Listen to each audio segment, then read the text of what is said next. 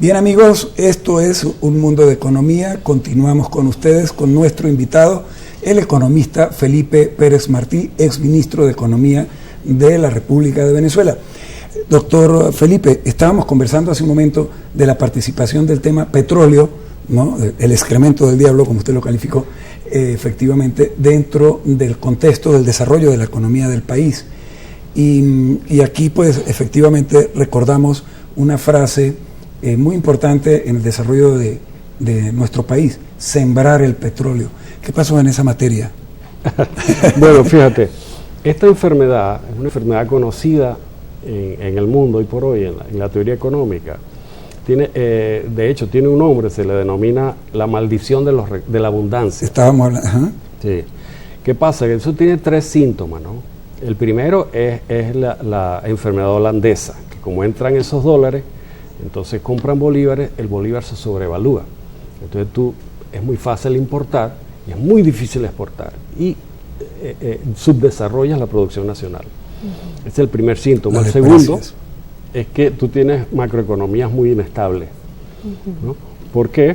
Porque la volatilidad de estas commodities, los precios de estas commodities internacionalmente, como se fijan afuera y no adentro, implican que la economía recibe unos shocks muy grandes sin amortiguación. Entonces, cuando los precios están muy altos del petróleo, la economía mueve muy bien; cuando los precios están muy bajos, la economía va muy mal.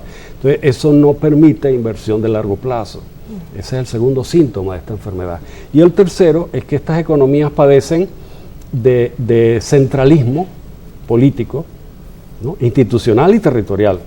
Padecen de poca democracia, padecen de mucha corrupción privada y pública, y padecen de militarismo.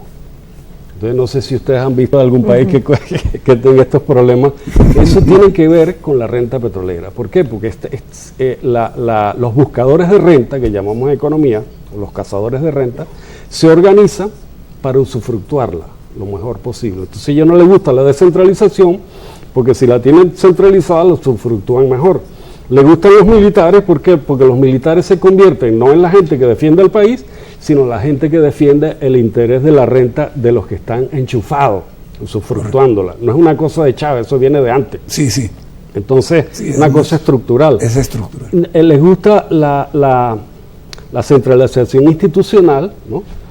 Por la vía presidencialista. ¿Por qué? Porque ellos pueden controlar mejor. Y hay corrupción, por supuesto, porque ellos se quedan con esta renta y no la disfruta el resto de la población.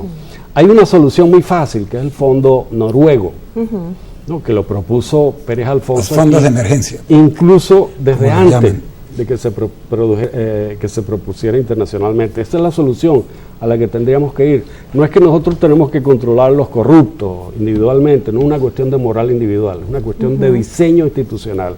Hay cómo hacerlo, y hacia el futuro esa es una de las cosas que hay que hacer, pero yo no he terminado de responder la pregunta de que por qué llegamos aquí, ¿no?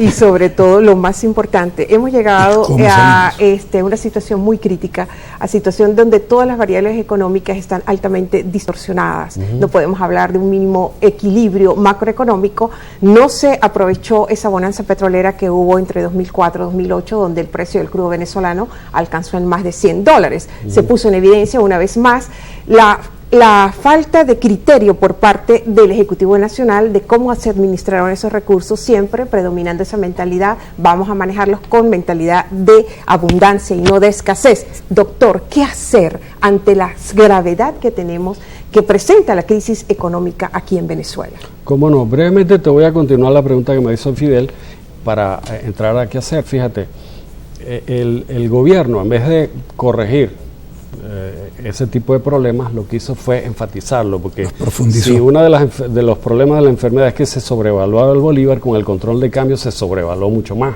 Entonces subdesarrolló la industria nacional por diseño.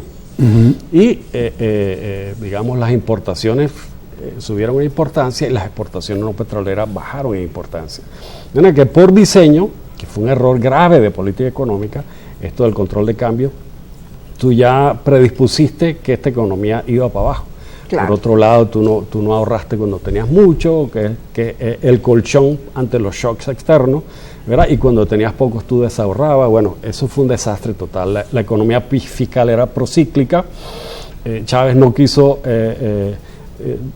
nada que ver con los economistas, se puso una gente que no sabe de economía a dirigir la economía. Grave. ¿Verdad? No sabían que el mercado tiene su espacio, ¿verdad? Luchó contra eso, las expropiaciones, etcétera. Bueno, es un desastre en política económica, y el qué hacer tiene que ver con tomar medidas mínimas. La política económica está tan desquiciada que un mínimo de cordura hace milagros. Aquí mucha gente cree, no, mira, la situación está muy mala, ustedes no empiecen a gobernar porque, digamos, no van a poder levantar esto. Eso es falso. Con unas medidas muy básicas, tú levantas esto. ¿Cuáles? Bueno, excelente pregunta. Fíjate, lo fiscal, nosotros tenemos un déficit fiscal de alrededor de 20 puntos del PIB. Sí. ¿Verdad? Y ese déficit fiscal el gobierno lo ha estado financiando con emisión de dinero. ¿Verdad? Sin sustento. Eso produce inflación aquí en todas partes del mundo. Automáticamente. Ese cuento de la guerra económica y que los empresarios subiendo los precios, eso es falso, absolutamente falso. Porque si los empresarios pudieran subir los precios como les da la gana, bueno, en todas partes del mundo lo harían, ¿verdad? Claro. Pero aquí no lo pueden hacer, es una cuestión de funcionamiento del mecanismo. Entonces, la inflación se debe al gobierno. Tú tienes que cerrar esa brecha fiscal, pero en Venezuela es muy, muy sintomático, muy paradójico, que esa brecha se puede cerrar de manera muy fácil. Tú no tienes ni que subir los impuestos, ni que básicamente bajar los gastos. Claro, algunos gastos con los militares, etcétera, claro, de corrupción los tiene que bajar. Sí, sí. Pero mira, nosotros subiendo el precio de la gasolina, como debe ser, subiendo el precio de la electricidad, el agua y el teléfono, como debe ser, ¿verdad? Unificando el tipo de cambio, como debe ser, eliminando los subsidios indirectos, como debe ser, ¿no? Mercal, Pedeval, todo eso es un desastre de corrupción, ¿verdad? Y eliminando Petrocaribe, los subsidios a Cuba. De acuerdo. Tú cierras por completo la brecha fiscal y tienes un superávit. Y con ese superávit tú puedes subsidiar de manera directa a los venezolanos, la clase media y los pobres, y terminan mucho mejor, ¿no? Y teniendo un efecto para poder enfrentar la subida de precios que viene, ¿no? Por eso subidas de la gasolina, etcétera, y tener un ingreso real, salario mínimo muy superior en dólares al que tienes actualmente. Si quieres, seguimos en el próximo segmento. Sí, ya nos están avisando que... Por efectos del tiempo, claro. Sí, efectivamente. Bueno, amigos, vamos a hacer entonces el corte acostumbrado para regresar con la tercera y última parte de nuestro programa con el invitado de lujo, con el doctor Felipe Pérez Martí. Ya venimos, no se retiren.